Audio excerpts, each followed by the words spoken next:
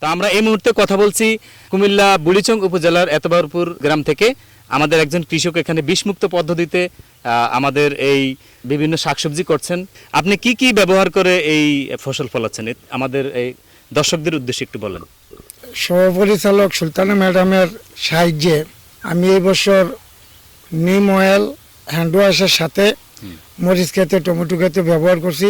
তারপরে মেহগনির বিচি 1 কেজি 24 ঘন্টা ভিজাইয়া 16 লিটার পানির সাথে মিক্স করে আমি ব্যবহার করছি। ইনশাল্লাহ আমার ক্ষেতের আবার পোকামাকড় থেকে খুবই ভালো আছে। এই অন্য কোনো ওষুধ আমি এই বছর ব্যবহার করিনি। তো এখানে আপনার কতটুকু জমি? জমিন এখানে আমার তো 3টা ভাগে জমিন, এখানে 28 শতক আর এখানে 30 শতক, ও পড়া 85 শতক। দর্শক, আমাদের সাথে আছেন কুমিল্লা বুড়িচং উপজেলার উপসহকারী কৃষি অফিসার মোসাম্মদ সুলতানা ইয়াসমিন। আমাদের এবছর রবি মৌসুমে একটা পরিকল্পনা ছিল যে আমরা কৃষকদেরকে নিরাপদ সবজি উৎপাদনে কিভাবে উদ্বুদ্ধ করে তাদেরকে অর্থনৈতিকভাবে সাশ্রয় করে অধিক ফসল এবং নিরাপদ সবজি উৎপাদন করতে পারি।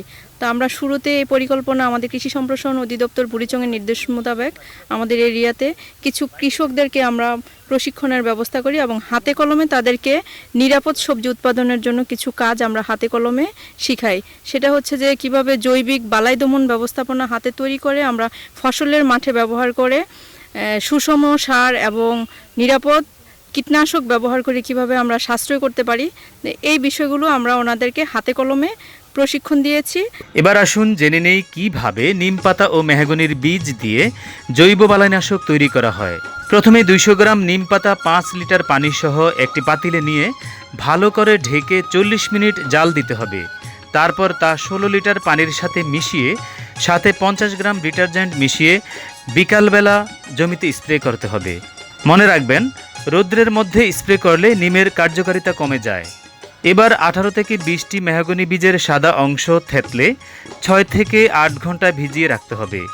তারপর 16 লিটার পানির সাথে মিশিয়ে সাথে 50 গ্রাম ডিটারজেন্ট ও 50 গ্রাম রসুন থেতলে জমিতে স্প্রে করতে হবে। দর্শক, আমাদের সাথে এই মুহূর্তে আছেন কুমিল্লা বুড়িচং উপজেলা কৃষি অফিসার কৃষিবিদ আফরিনা আক্তার। আমরা ওনার কাছ থেকে জানবো যে এই এলাকার কৃষকদেরকে, এই বুড়িচং উপজেলার কৃষকদেরকে বিষমুক্ত পদ্ধতিতে শাকসবজি চাষের যে পদ্ধতিগুলি কিভাবে উৎসাহিত করলেন, আমরা এই অভিজ্ঞতা আমরা ওনার কাছ থেকে শুনবো।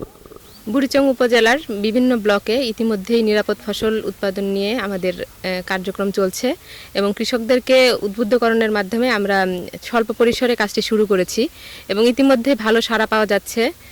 আমি এখন যে মাঠটিতে দাঁড়িয়ে আছি এটা এরই একটা উদাহরণ, যে এখানে কৃষকরা ঘরোয়াভাবে প্রস্তুতকৃত বিভিন্ন জৈব বালাইনাশক এবং বাজার থেকে যে পাওয়া যাচ্ছে যে জৈব বালাইনাশকগুলো, এগুলার সংমিশ্রণে এই নিরাপদ ফসল উৎপাদনের মাঠটি আমরা এখানে দেখতে পাচ্ছি এবং কৃষক অত্যন্ত আগ্রহী যে সামনের মৌসুমে সে এই নিরাপদ পদ্ধতিতেই শাকসবজি উৎপাদন করবে। সুতরাং আমার আসলে ভোক্তা পর্যায়ে ভোক্তাদের কাছে আমার একটু আহ্বান আছে যে তারা যদি নিরাপদ ফসলের গুরুত্বটি বিবেচনা করে ভবিষ্যতে নিরাপদ ফসল খাওয়ার ব্যাপারে আগ্রহ প্রকাশ করে এবং কৃষক যদি ভালো দাম পায়, তাহলে এই কার্যক্রম আরও বেগবান হবে এবং আমাদের যে মার্কেট লিঙ্কেজ এটা বজায় থাকবে।